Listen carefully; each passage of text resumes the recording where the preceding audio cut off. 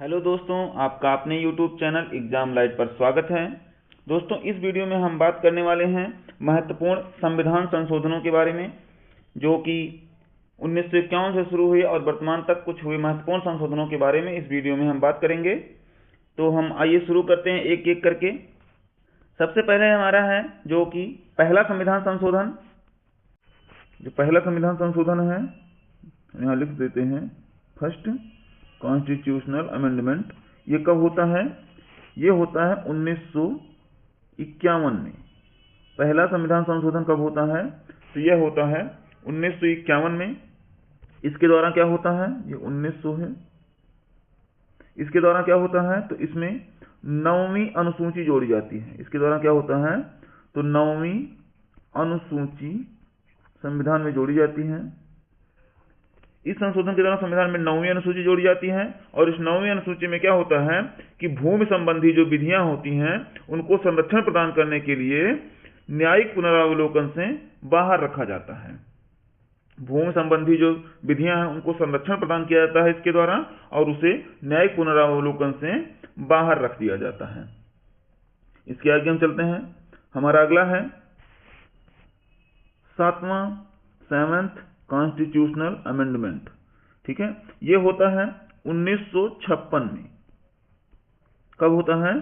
तो 7वां संविधान संशोधन होता है 1956 में। इसमें क्या होता है? तो यह राज्य पुनर्गठन आयोग की रिपोर्ट को लागू करने के लिए पारित किया जाता है। राज्य पुनर्गठन आयोग, इसकी रिपोर्ट को लागू करने के लिए क्या होता है? इसे पारित किया जाता है। इसमें क्या होता है? तो इसमें जो पहले संशोधन के पहले जो राज्य होते थे भारत में, वह 4 श्रेणियों में होते थे। कौन कौन से? क, ख, ग और घ। इन 4 श्रेणियों के राज्य होते थे। लेकिन राज्य पुनर्गठन आयोग के बाद इसको समाप्त कर दिया जाता है, और क्या होता है कि 14 राज्य, उसके बाद 14 राज्य और उसके साथ 6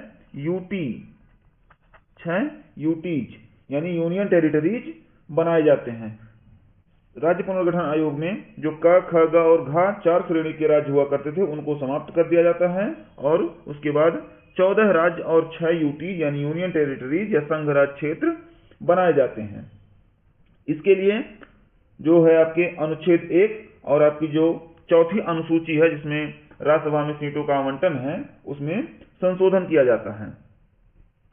10वां संविधान संशोधन, यह कब होता है? यह होता है 1961 में। 9वां होता है 1960 में और 10वां होता है 1961 में। 10वें में क्या होता है? तो 10वें संविधान संशोधन के द्वारा जो पुर्तगाली शासन के अंतर्गत आने वाले क्षेत्र थे, दादरा एवं नगर हवेली। कौन सा? तो दादरा एवं नगर हवेली। इस क्षेत्र को क्या किया जाता है? तो इसे केंद्र शासित का दर्जा दिया जाता है। केंद्र शासित राज्य का दर्जा दे दिया जाता है नगर हवेली। दादरा और नगर हवेली को 10वें संविधान संशोधन के द्वारा क्या किया जाता है? केंद्र शासित प्रदेश का दर्जा दिया जाता है। और ये 10वां संविधान संशोधन कब होता है? तो 1961 में होता है। इसके बाद हमारा अगला है 12वां संविधान संशोधन। कौन सा है?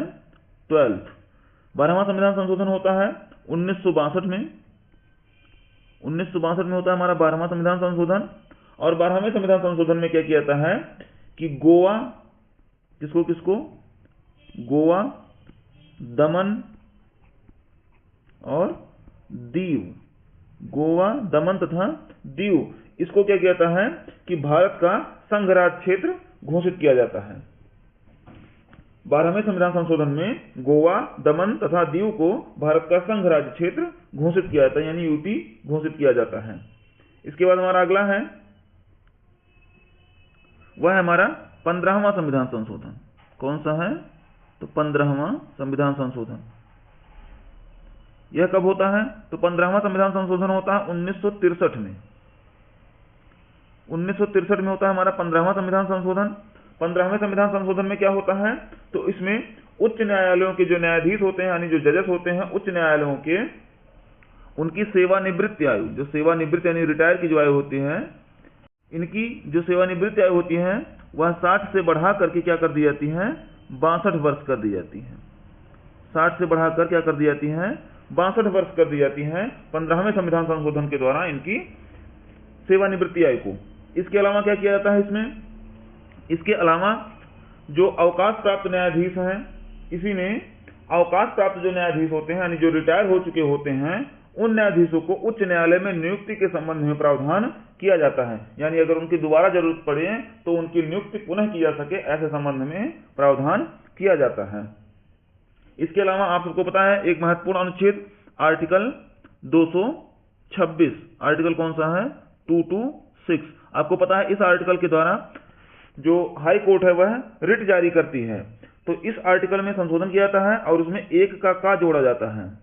इस आर्टिकल का क्या जोड़ा जाता है, एक का जोड़ा जाता है, जिसके अनुसार उच्च न्यायालय यानी हाई कोर्ट, आपका हाई कोर्ट किसी सरकारी प्राधिकारी या व्यक्ति के विरुद्ध क्या कर सकता है, रिट जारी कर सकता है। इसी के द्वारा इसमें संशोधन किया जाता है। उसके बाद हमारा जो अगला संविधान संशोधन है, हमारा अगला संविधान संशोधन जो है वह है 21वां संविधान संशोधन, 21st कॉन्स्टिट्यूशनल अमेंडमेंट। यह कब होता है, तो यह होता है 1967 में, 1967 में। जो 21वां संविधान संशोधन होता है वह 1967 में होता है। और इस 21वें संविधान संशोधन के द्वारा क्या होता है, इसके द्वारा जो आपकी 8वीं अनुसूची है जिसमें 14 भाषाओं का प्रारंभ में उल्लेख था, उसमें एक और भाषा जोड़ी जाती है, यानी 15वीं भाषा आपकी जोड़ी जाती है, और वह कौन सी होती है, सिंधी। इसमें आपकी 15वीं भाषा जोड़ी जाती है जो कि कौन सी होती है, सिंधी। यह काफी महत्वपूर्ण है, आपको अक्सर पेपर में यह सवाल आपको देखने को मिलता है कि सिंधी भाषा को कौन से संविधान संशोधन के द्वारा जोड़ा गया है 8वीं अनुसूची में। तो वह है हमारा 21वां संविधान संशोधन जो कि हुआ था 1967 में। तो इसको ध्यान रखिएगा कि जो 15वीं भाषा है जो जोड़ी गई संविधान में 8वीं अनुसूची में, वह कौन सी है, सिंधी है। हमारा अगला संविधान संशोधन है 22वां संविधान संशोधन। कौन सा है, तो वह है 22वां। 22वें में क्या होता है, 22वां कब होता है पहले देख लेते हैं। तो 22वां होता है 1969 यानी 1969 में 22वां संविधान संशोधन होता है 1969 में। और इसमें क्या होता है कि इसमें असम राज्य से, यानी असम से, जो आपका असम राज्य है पूर्वोत्तर भारत का, असम राज्य से मेघालय को अलग कर दिया जाता है। किसे, मेघालय को, असम राज्य से आपके मेघालय को अलग किया जाता है और इसे नए राज्य के रूप में स्थापित किया जाता है। तो 22वें संविधान संशोधन के द्वारा असम राज्य से मेघालय को अलग कर नए राज्य के रूप में स्थापित किया जाता है। और यह कब होता है, तो होता है 1969 यानी 1969 में। हमारा अगला है 27वां संविधान संशोधन। यह कब होता है, तो यह होता है 1971 1971 में। 27वां संविधान संशोधन होता है 1971 में। इसमें क्या होता है, तो इसमें होता है कि अरुणाचल प्रदेश, आपके पूर्वोत्तर भारत के ही जो है अरुणाचल प्रदेश और मिजोरम, किसे, मिजोरम, अरुणाचल प्रदेश और मिजोरम को क्या कर दिया जाता है, तो इसे संघ राज क्षेत्र यानी यूटी के रूप में स्थापित किया जाता है। किस रूप में, यूटी के रूप में इसमें इसे स्थापित किया जाता है। किसके द्वारा, 27वें संविधान संशोधन 1971 के द्वारा। 35वां संविधान संशोधन 35, 35वां संविधान संशोधन है जो कि कब होता है, यह होता है 1974 में, 1974 में। 35वां संविधान संशोधन होता है 1974 में। और 35वें संविधान संशोधन के द्वारा जो सिक्किम राज्य है, सिक्किम, इस सिक्किम राज्य को सह राज्य का दर्जा यानी एसोसिएट स्टेट का दर्जा दिया जाता है। सह राज्य का दर्जा यानी आंशिक रूप से इसे राज्य का दर्जा दिया जाता है 35वें संविधान संशोधन 1974 के द्वारा। इसके बाद जो हमारा अगला है वह है 36 यानी 36वां संविधान संशोधन जो कि कब होता है, यह होता है 1975 1975 में। अगले ही वर्ष होता है 1975 में 36वां संविधान संशोधन। और इस संविधान संशोधन के द्वारा जो सिक्किम है आपका, उसे पूर्ण राज्य का दर्जा दिया जाता है। सिक्किम को पूर्ण राज्य का दर्जा दिया जाता है। और यह सिक्किम भारत का कौन सा राज्य बनता है, तो यह 22वां राज्य बनता है। 22वें राज्य के रूप में इसे भारत में स्थापित किया जाता है। इसके लिए प्रथम अनुसूची यानी फर्स्ट अनुसूची में इसे शामिल किया जाता है। इसके आगे हमारा है, इसके आगे अगर हम देख लें 41वां संविधान संशोधन, तो 41वां संविधान संशोधन जो है वह 1976 में हुआ था। 41वां संविधान संशोधन 1976 में होता है और इसके द्वारा आप ये ध्यान रखिए कि जो यूपीपीएससी होता है यानी राज्य लोक सेवा आयोग, जैसे यूपीपीएससी हमारे उत्तर प्रदेश में है, यानी स्टेट पब्लिक सर्विस कमीशन जो होता है, जिसे हम स्टेट कहते हैं, राज्य लोक सेवा आयोग, इसके सदस्यों एवं अध्यक्षों की जो आयु है, सेवानिवृत्ति आयु, उसे 60 वर्ष से बढ़ाकर क्या कर दिया जाता है, 62 वर्ष कर दिया जाता है। यानी जो स्टेट पीएससी या जो राज्य लोक सेवा आयोग के जो सदस्य और अध्यक्ष होते हैं, इनकी सेवानिवृत्ति आयु क्या कर दी जाती है, 60 से बढ़ाकर 62 वर्ष कर दी जाती है 41वें संविधान संशोधन में। इसके बाद हमारा अगला संविधान संशोधन है 42वां संविधान संशोधन। कौन सा है? 42वां संविधान संशोधन। यह 42वां संविधान संशोधन कब होता है? तो यह होता है 1976 में। आपको यह संविधान संशोधन बहुत अच्छे तरीके से समझना है, क्योंकि इसे ही लघु संविधान भी कहा जाता है। अत्यंत व्यापक होने के कारण इसे क्या कहा गया? लघु संविधान कहा गया। क्या कहा गया? लघु संविधान। तो अगर हम देखें इसमें क्या क्या संशोधित किया गया, तो एक हम सीक्वेंस से देखते हैं। तो सबसे पहले हम देखते हैं इसमें 2 नए अध्याय जोड़े गए। क्या जोड़े गए? 2 नए अध्याय जोड़े गए। सबसे पहले हम इसमें देखते हैं, इसमें 2 नए अध्याय जोड़े गए, और वो कौन कौन से थे? तो अध्याय है 4 का का और 14 का का। इसमें 4 का का जोड़ा गया और 14 का का जोड़ा गया। इसके अलावा इसमें 9 नए अनुच्छेद जोड़े गए। कितने? 9 अनुच्छेद जोड़े गए, 9 आर्टिकल इसमें ऐड किए गए। इसके अलावा अगर देखें तो इसमें 52 अनुच्छेदों में, यानी 52 आर्टिकल्स, 52 अनुच्छेदों में संशोधन किया गया 42वें संविधान संशोधन 1976 के द्वारा। तो अगर हम इसको देख लेते हैं, 42वें संविधान संशोधन के दौरान क्या क्या किया गया, तो 2 नए अध्याय जोड़े गए, जो कि 4 का का और 14 का का है। इसमें 9 अनुच्छेद भी ऐड किए गए, और इसके अलावा 52 अनुच्छेदों में क्या किया गया? संशोधन किया गया। इसके आगे संविधान की जो उद्देशिका है, इसमें 3 शब्द जोड़े गए। संविधान की उद्देशिका में क्या जोड़े गए? 3 शब्द जोड़े गए। वो कौन कौन से थे? तो वह था समाजवादी। क्या है? समाजवादी। उसके अलावा पंथ निरपेक्ष, पंथ निरपेक्ष, और उसके बाद समाजवादी, पंथ निरपेक्ष तथा अखंडता शब्द जोड़ा गया। क्या जोड़ा गया? अखंडता। तो यह 3 शब्द जोड़े गए, समाजवादी, पंथ निरपेक्ष और अखंडता शब्द जोड़े गए। यह एकमात्र ऐसा संशोधन है जिसके द्वारा भारतीय संविधान की प्रस्तावना में संशोधन किया गया। 42वां संविधान संशोधन 1976 में एकमात्र प्रस्तावना में हुआ संशोधन यही है, जिसमें 3 शब्द जोड़े गए, समाजवादी, पंथ निरपेक्ष और अखंडता शब्द। इसके आगे इसके द्वारा नीति निर्देशक तत्वों में भी संशोधन किया गया। नीति निर्देशक तत्वों के हम महत्वपूर्ण संशोधनों को इसमें देख लेते हैं। तो इसमें सबसे पहला जो है वह है आर्टिकल यानी अनुच्छेद, आर्टिकल 39 का 39 का या ए, इसमें संशोधन किया गया। और इसके द्वारा क्या किया गया? समान न्याय और निःशुल्क विधिक सहायता प्रदान की गई। समान न्याय और निःशुल्क विधिक सहायता, यह हो गया अनुच्छेद 39 का। दूसरा पॉइंट इसमें हुआ कि अनुच्छेद 43 के का भी जोड़ा गया। और इसमें क्या किया गया?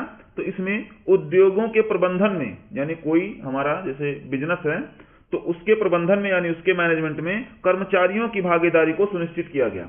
अनुच्छेद 43 के का के द्वारा उद्योगों के प्रबंधन में कर्मचारियों की जो भागीदारी है उसे सुनिश्चित किया गया। और उसके अलावा जो हमारा तीसरा है वह है आर्टिकल 48 का। 48 के का में क्या किया गया? तो इसके द्वारा पर्यावरण की रक्षा और सुरक्षा तथा वन एवं वन्य जीवों की सुरक्षा के लिए उपबंध किए गए। तो चलिए इसके आगे हम देखते हैं 42वें संविधान संशोधन के द्वारा एक नया अध्याय जोड़ा गया। इसमें कौन सा? 4 का 4 का। जैसा कि आपको पता है कि 42वें संविधान संशोधन के दौरान संविधान में कुल 2 नए अध्याय जोड़े गए थे, एक तो 4 का और दूसरा 14 का। इसके अलावा 9 अनुच्छेद भी जोड़े गए थे तथा इसके साथ 52 अनुच्छेदों में संशोधन किया गया था। तो अगर हम बात करें 4 का की, तो 4 का में क्या है, तो 4 का में 10 मूल कर्तव्यों का उल्लेख किया गया। किसका? 10 मूल कर्तव्य का उल्लेख किया गया है इसमें। 10 मूल कर्तव्यों का इसमें उल्लेख किया गया है। किसमें? भाग 4 में। और भाग 4 में तो कौन सा आर्टिकल है? तो आर्टिकल भी है 51 का। यानी अगर बात करें अनुच्छेद की, तो अनुच्छेद हमारा 51 का। तो भाग 4 के अनुच्छेद 51 के काम में 10 मूल कर्तव्यों का उल्लेख किया गया है।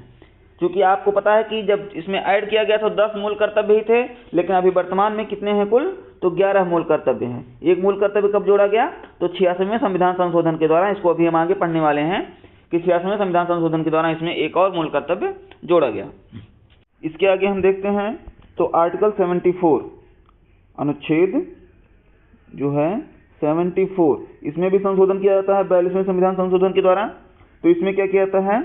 इसके माध्यम से जो मंत्रिपरिषद होती है, क्या होती है? मंत्रिपरिषद की जो सलाह होती है, यह मानने के लिए राष्ट्रपति को बाध्यकारी कर दिया जाता है। यानी मंत्रिपरिषद जो भी सलाह देगी, जो भी सलाह मंत्रिपरिषद देगी, वह मानने के लिए जो प्रेसिडेंट हैं वो क्या होगा? वो बाध्यकारी होगा। यानी मंत्रिपरिषद अगर कोई सलाह राष्ट्रपति को देती हैं तो वह मानने के लिए राष्ट्रपति बाध्यकारी होगा। उस सलाह को राष्ट्रपति को मानना ही पड़ेगा। ऐसा प्रावधान किया जाता है 42वें संविधान संशोधन 1976 के द्वारा आर्टिकल 74 में। इसके आगे हम देखते हैं तो इसके आगे क्या है? इसके आगे जो विधानसभा है आपकी, विधानसभा, इस विधानसभा की और लोकसभा की, विधानसभा और लोकसभा, इन दोनों का जो कार्यकाल है, इन दोनों का कार्यकाल 5 वर्ष से बढ़ाकर कितना कर दिया जाता है? 6 वर्ष कर दिया जाता है। 6 वर्ष कर दिया जाता है, 5 वर्ष से बढ़ाकर 6 वर्ष। किसका किसका कार्यकाल? तो विधानसभा का और लोकसभा का। इसके आगे संसद को यह अधिकार दिया जाता है कि वह यह निर्णय कर सकती है कि कौन सा पद लाभ का पद है और कौन सा पद लाभ का पद नहीं है। यानी लाभ के पद का जो निर्णय कर सकती है वह संसद कर सकती है। यह प्रावधान किया जाता है 42वें संविधान संशोधन 1976 के द्वारा। और यह अधिकार किसे दिया जाता है? तो यह अधिकार दिया जाता है संसद को। किसे दिया जाता है? संसद को दिया जाता है। तो इस प्रकार हमने देखा कि 42वें संविधान संशोधन में काफी विस्तृत संशोधन किया गया, काफी अनुच्छेदों में, काफी अध्यायों में इसमें संशोधन किया गया। इसी कारण से इसे क्या कहा जाता है? इसे लघु संविधान भी कहा जाता है। इसके आगे हम देख लेते हैं जो हमारे लिए अत्यंत महत्वपूर्ण है 44वां संविधान संशोधन, यानी 44th कॉन्स्टिट्यूशनल अमेंडमेंट जो है, यह कब हुआ था? यह हुआ था 1978 में, 1978 में। 44वां संविधान संशोधन होता है 1978 में। तो आइए देख लेते हैं एक तरफ से। सबसे पहले तो यह है कि यह संशोधन किसके द्वारा किया गया? तो यह जनता दल की सरकार के द्वारा। किसके द्वारा? जनता दल की सरकार के द्वारा यह संविधान संशोधन किया गया। इसमें आर्टिकल 352, सबसे पहले देखते हैं क्या है आर्टिकल 352। जो अनुच्छेद 352 है, इसमें जो आपात के लिए, आपात की उद्घोषणा के लिए जो शब्द यूज किया जाता था या जो आधार था वह किसका था? आंतरिक अशांति का था। यानी आंतरिक अशांति के आधार पर राष्ट्रपति अनुच्छेद 352 के द्वारा राष्ट्रीय आपात की घोषणा कर सकता था। लेकिन जो आपका संविधान संशोधन 44वां है, इसके द्वारा इसमें संशोधन किया गया और आंतरिक अशांति की जगह पे कौन सा शब्द जोड़ा गया? सशस्त्र विद्रोह जोड़ा गया। कौन सा शब्द जोड़ा गया? सशस्त्र विद्रोह। यानी अब आंतरिक अशांति की जगह पर कौन सा यूज होगा? आधार सशस्त्र विद्रोह। यह संशोधन होता है। इसके अलावा जो संपत्ति का अधिकार था, जो आपके मूल अधिकार में सम्मिलित था, संपत्ति का अधिकार, उसे संपत्ति के अधिकार से हटा करके किसमें कर दिया जाता है? आर्टिकल 300 के का में कर दिया जाता है। जो आपका संपत्ति का अधिकार था उसे संपत्ति के मूल अधिकार से हटा करके क्या कर दिया जाता है? अनुच्छेद 300 का में। और यह किस प्रकार का अधिकार हो जाता है? तो यह विधिक अधिकार बना दिया जाता है। किस प्रकार से? विधिक अधिकार बना दिया जाता है। मूल अधिकार से हटा करके इसे विधिक अधिकार में सम्मिलित कर दिया जाता है, जिसके लिए अनुच्छेद 19(1) के एफ को खाली कर दिया जाता है। जो आपका मूल अधिकार था 19(1) का एफ, इसको क्या कर दिया जाता है, खाली कर दिया जाता है, जिसमें संपत्ति के अधिकार का वर्णन किया गया था। तो इस प्रकार हमने देखा कि एक तो आंतरिक अशांति की जगह पर सशस्त्र विद्रोह का शब्द प्रयोग किया गया और दूसरी जगह पर संपत्ति के अधिकार को मूल अधिकार से हटा करके क्या कर दिया गया, विधिक अधिकार बना दिया गया और इसे अनुच्छेद 300 के का में रखा गया। इसके अलावा जो 42वें संविधान संशोधन के दौरान आर्टिकल 74 में संशोधन किया गया था, किसमें, आर्टिकल 74 में, कि राष्ट्रपति मंत्रिपरिषद की सलाह मानने के लिए बाध्यकारी होगा, तो इसमें थोड़ा सा छूट दिया गया कि राष्ट्रपति एक बार मंत्रिपरिषद की सलाह पर जो भी निर्णय लिया गया उसे एक बार पुनः विचार के लिए लौटा सकता है। कितनी बार, तो एक बार राष्ट्रपति पुनः विचार के लिए लौटा सकता है, लेकिन जब दूसरी बार मंत्रिपरिषद कोई सलाह देगी, दूसरी बार वह भेजा जाएगा, तो वह दोबारा लौटाने के लिए अधिकारी नहीं होगा, वह दोबारा उसे पास करना ही पड़ेगा, दोबारा उसे मानने के लिए वह बाध्य ही होगा। इसके बाद हम देखते हैं कि जो राज्यसभा जो लोकसभा और विधानसभा के कार्यकाल को 5 वर्ष से बढ़ाकर 6 वर्ष किया गया था, उसे पुनः 6 वर्ष से घटा करके कितना कर दिया जाता है, 5 वर्ष कर दिया जाता है। यानी जो कार्यकाल 1 वर्ष के लिए वृद्धि किया गया था 42वें संविधान संशोधन में, उसे पुनः 6 वर्ष से घटा करके कितना कर दिया जाता है, 5 वर्ष कर दिया जाता है। इसके बाद आता है हमारा 50वां संविधान संशोधन। कौन सा, 50वां संविधान संशोधन। यह कब होता है, तो यह होता है 1984 में। कब होता है, 1984 में होता है 50वां संविधान संशोधन। और इसके द्वारा क्या किया जाता है, तो इसके द्वारा आर्टिकल 33 में संशोधन करके, किसमें, आर्टिकल 33 में यानी 33 में संशोधन करके जो सुरक्षा बल हैं उनको मूल अधिकारों से वंचित कर दिया जाता है। जो हमारे देश की सुरक्षा बल हैं उनको मूल अधिकारों से वंचित किया जाता है। कौन सा संविधान संशोधन के द्वारा, तो 50वें संविधान संशोधन के द्वारा। इसके बाद देखते हैं हमारा अगला जो है, यह है 52वां संविधान संशोधन। कौन सा, 52वां संविधान संशोधन। यह कब होता है, तो यह होता है 1985 को। 1985 को जो हमारा 52वां संविधान संशोधन है, यह होता है 1985 को। और इसमें क्या किया जाता है, तो इसमें अनुच्छेद 101, 102, 190 तथा 191 इन अनुच्छेदों में परिवर्तन करके जो आपके दल बदल कानून है उसे लागू किया जाता है। यानी दल बदल को रोकने के लिए इसमें प्रावधान किया जाता है। और इसके द्वारा ही कौन सी अनुसूची जोड़ी जाती है, 10वीं अनुसूची जोड़ी जाती है।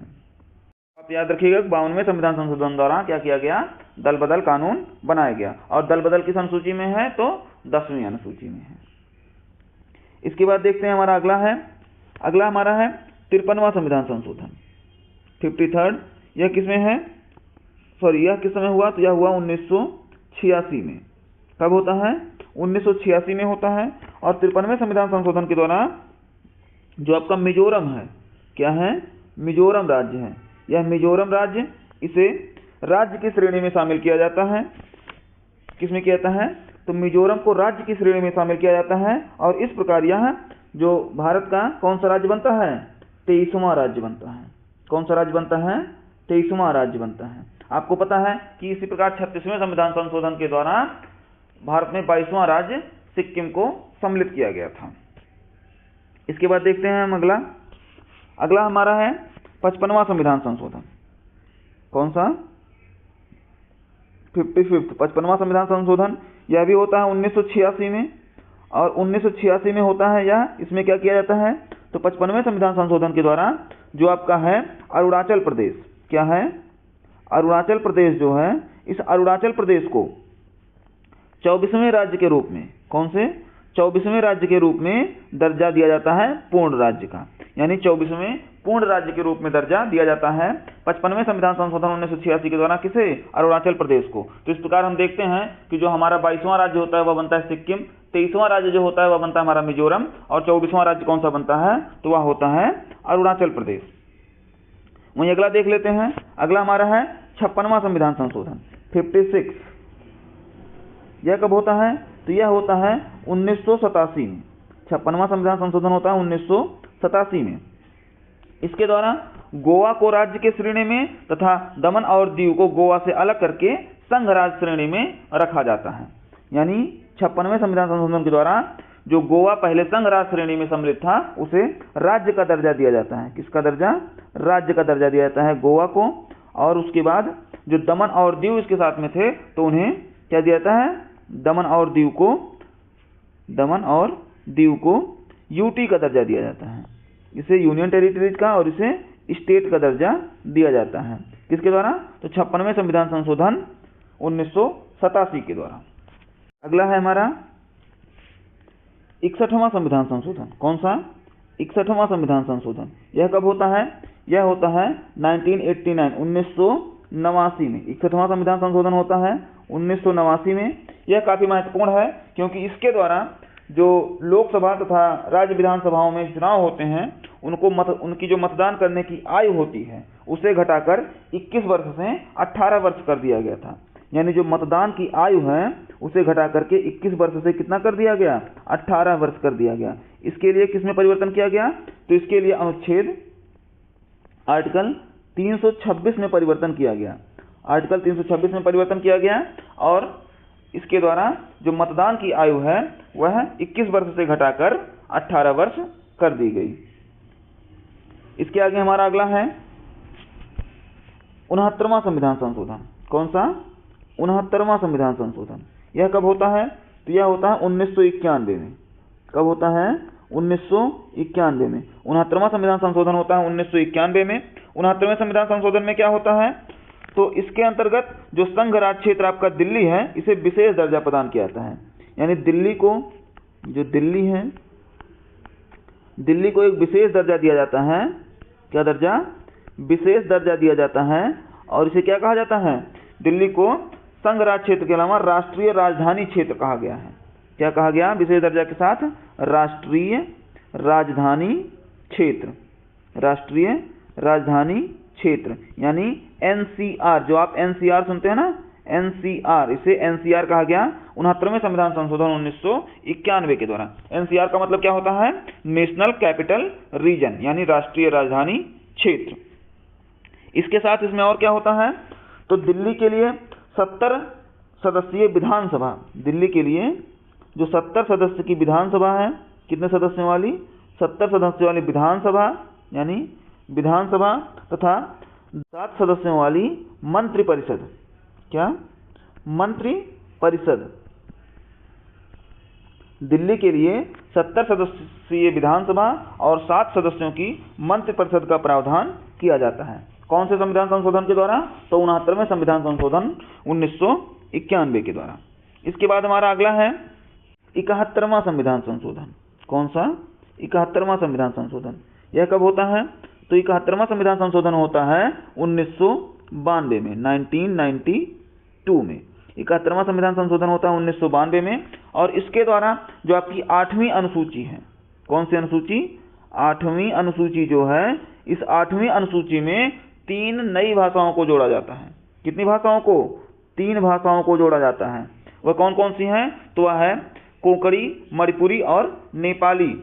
इन मणिपुरी, कोंकणी और नेपाली 3 भाषाओं को 8वीं अनुसूची में जोड़ा जाता है, जिसके साथ इसकी संख्या कितनी हो जाती है? 18 हो जाती है।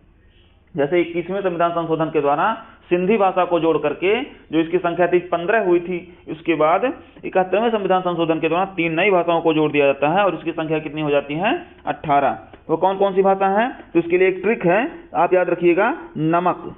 क्या याद रखना है? नमक। ना से होता है नेपाली और माँ से होगा आपका मणिपुरी और का से क्या होगा? कोंकणी। क्या होगा? कोंकणी। तो इस प्रकार आप याद रखिएगा आप ट्रिक के माध्यम से कि 71वें संविधान संशोधन के दौरान 3 भाषाएं जोड़ी गई, वह कौन सी? नमक, यानी नेपाली, मणिपुरी और कोंकणी। इसके बाद हमारा अगला है 73वां संविधान संशोधन। कौन सा है?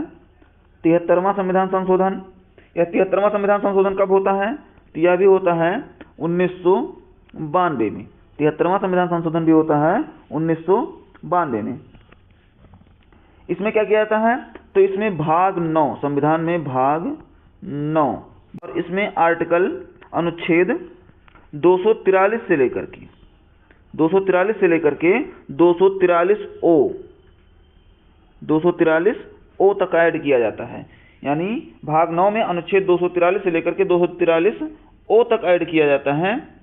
इसके द्वारा आपकी 11वीं अनुसूची भी ऐड की जाती है। कौन सी? 11वीं अनुसूची भी जोड़ी जाती है। और 11वीं अनुसूची में 243 से लेकर के 243 ओ तक किसका वर्णन किया जाता है? तो है आपकी पंचायती राज का। पंचायती राज का जो वर्णन है वह भाग 9 के आर्टिकल 243 से लेकर के 243 ओ तक में किया जाता है। और 73वें संविधान संशोधन के द्वारा ही कौन सी अनुसूची जोड़ी जाती है? तो 11वीं अनुसूची। 11वीं अनुसूची जो कि पंचायती राज से संबंधित है। इसके बाद हमारा अगला है 74वां संविधान संशोधन। कौन सा है? तो 74वां संविधान संशोधन है। यह भी कब होता है? यह भी होता है 1992 में। संविधान संशोधन कब होता है? तो वह 1992 में होता है। इसके द्वारा भाग 9 के का में अनुच्छेद आर्टिकल कहाँ से? तो 243 पी से लेकर के 243 जेड जी तक 243 जेड जी तक ऐड किया जाता है। और इसके द्वारा ही आपकी 12वीं अनुसूची जोड़ी जाती है। कौन सी अनुसूची? तो 12वीं अनुसूची जोड़ी जाती है। और इसमें किसका प्रावधान किया जाता है? तो जो नगर पालिका है आपकी, यानी नगरीय स्थानीय जो स्वशासन है, उसका प्रावधान किया जाता है। किसका? नगर पालिका का। इसका प्रावधान किया जाता है आपके 74वें संविधान संशोधन के द्वारा भाग 9 के का में, जो अनुच्छेद 243 पी से लेकर के 243 जेड जी तक। और इसके द्वारा ही 12वीं अनुसूची आपकी जोड़ी जाती है, जिसमें नगर पालिका का प्रावधान किया जाता है। इसके बाद हमारा अगला 86वां संविधान संशोधन। कौन सा है? 86वां संविधान संशोधन। जैसा कि अभी हमने पहले एक बार देखा था कि 86वें संविधान संशोधन के द्वारा क्या किया गया था? एक मूल कर्तव्य जोड़ा गया था आपके आर्टिकल 51 के का में। तो 86वां संविधान संशोधन जो कि होता है कब? 2002 में। कब होता है? तो 2002 में होता है आपका 86वां संविधान संशोधन। और इसके द्वारा 6 वर्ष से, कितने वर्ष से? 6 वर्ष से जो 14 वर्ष के बच्चे होते हैं, इनके लिए अनिवार्य एवं निःशुल्क शिक्षा का प्रावधान प्रदान किया जाता है। और इसे मौलिक अधिकार में भी अनुच्छेद 21 का को शामिल करके जोड़ा जाता है। यानी मूल अधिकार में भी इसे शामिल किया जाता है। और मूल अधिकार में कहाँ? तो आर्टिकल 21 का ऐड किया जाता है। उसमें 6 वर्ष से लेकर के 14 वर्ष के बच्चों को अनिवार्य एवं निःशुल्क शिक्षा का प्रावधान किया जाता है। इसके अलावा इसे आर्टिकल 51 का, किसमें? आर्टिकल 51 का, यानी मौलिक कर्तव्य में भी 11वें कर्तव्य के रूप में शामिल किया जाता है। इसके आगे है हमारा 92वां संविधान संशोधन। कौन सा? 92वां संविधान संशोधन। यह कब होता है? यह होता है 2003 में। जो 92वां संविधान संशोधन है यह होता है 2003 में। और 92वें संविधान संशोधन में जो आपकी 8वीं अनुसूची है, जिसमें अभी तक 18 भाषाएं ऐड करके हो चुकी थी, उसमें 4 अन्य भाषाओं को जोड़ा जाता है। 4 और भाषाओं को जोड़ा जाता है। वह कौन कौन सी है? तो वह है बोडो, डोगरी, मैथिली और संथाली। बोडो, डोगरी, मैथिली और संथाली, इन 4 भाषाओं को जोड़ा जाता है 92वें संविधान संशोधन 2003 के द्वारा। और इस प्रकार जो 8वीं अनुसूची है उसमें कुल भाषाओं की संख्या कितनी हो जाती है? तो पहले 18 थी, 4 और ऐड हो जाती हैं, तो कितनी हो जाती हैं? 22 भाषाएं। सॉरी, हमारा जो अगला संविधान संशोधन है वह कौन सा है? तो वह है 100वां संविधान संशोधन। 100वां संविधान संशोधन होता है 2015 में। कब होता है? 2015 में। संविधान संशोधन के द्वारा क्या होता है कि भारत और बांग्लादेश के मध्य भूमि सीमा समझौता लागू किया जाता है। भारत और बांग्लादेश के बीच, यानी जो कि इंडिया है और बांग्लादेश, इनके बीच भूमि सीमा समझौता किया जाता है। उसके बाद हमारा जो अगला संविधान संशोधन है वह है 101वां संविधान संशोधन। कौन सा है? 101वां संविधान संशोधन, जो कब होता है? 2016 में होता है। इस 101वें संविधान संशोधन में क्या ऐड किया जाता है? तो भारतीय संविधान में जीएसटी का प्रावधान किया जाता है। किसका? जीएसटी का प्रावधान किया जाता है, यानी गुड्स एंड सर्विसेज टैक्स, इसे ऐड किया जाता है। इसमें अनुच्छेद 246 ए जोड़ा जाता है, जिसके द्वारा संसद और राज्य की विधानसभाओं दोनों को वस्तु एवं सेवा कर यानी जीएसटी से संबंधित विषयों पर कानून बनाने का अधिकार दिया जाता है। अनुच्छेद 246 के द्वारा जो आपकी संसद हैं और राज्य विधानसभा हैं उनको जीएसटी पर जो कानून बनाने का अधिकार प्रदान किया जाता है अनुच्छेद 246 के द्वारा। अनुच्छेद 279 के द्वारा, किसके द्वारा? 279 के द्वारा, 279 के का, इसके द्वारा राष्ट्रपति को यह अधिकार प्रदान किया जाता है कि वह 60 दिन के भीतर क्या करेंगे? जीएसटी परिषद का गठन करेंगे। किसका गठन? तो जीएसटी परिषद का। तो हम यहाँ पर अपनी वीडियो को समाप्त करते हैं। अगर आपको यह वीडियो पसंद आई हो तो वीडियो को लाइक कर चैनल को सब्सक्राइब कर लीजिए ताकि आपको आने वाली वीडियोज़ की नोटिफिकेशन समय पर मिलती रहे। तब तक के लिए नमस्कार, जय हिंद।